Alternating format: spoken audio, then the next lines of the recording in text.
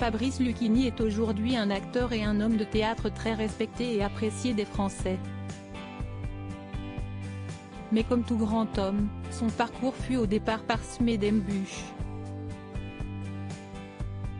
Voici le refus qui l'a rendu plus fort et déterminé. Fabrice Lucchini est un des grands noms du cinéma et du théâtre en France. Mais rappelons qu'avant de monter sur les planches et d'obtenir ses premiers rôles sur grand écran, il s'est essayé à d'autres métiers improbables. Dans sa jeunesse, il a travaillé en tant que vendeur de fruits et légumes pour aider ses parents à rapporter allociné, puis, il a décroché un emploi dans un salon de coiffure.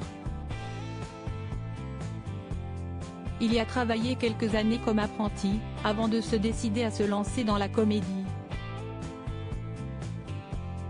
Le comédien de 71 ans a aujourd'hui à son actif un César du meilleur acteur dans un second rôle pour Tout ça. Pour ça, en 1994. Il a été également nommé une dizaine de fois, notamment pour le César du meilleur acteur, pour les films Dans la maison, L'Hermine ou encore La discrète.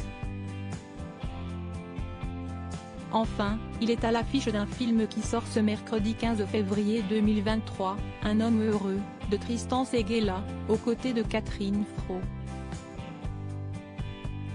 Mais si son talent est aujourd'hui bien reconnu, l'acteur a dû faire ses preuves. Pas un bonhomme de troupe. Fabrice Lucchini a vécu un refus professionnel qui l'a profondément marqué. Auprès du Figaro, ce mercredi 15 février, l'acteur se confie « La comédie française n'a jamais voulu de moi. J'ai postulé il y a 30 ans, je voulais dire des textes. » Face à son rêve d'appartenir à cette grande institution, Jean-Pierre Vincent et Jean-Pierre Miquel, deux anciennes figures du théâtre français, se sont opposés.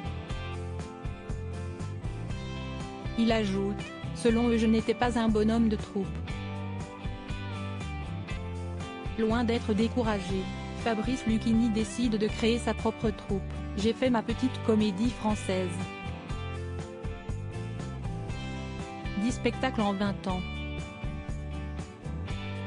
Valérie, Flaubert, Céline, La Fontaine, l'argent de Peggy à Guitry, révèle-t-il, très fier.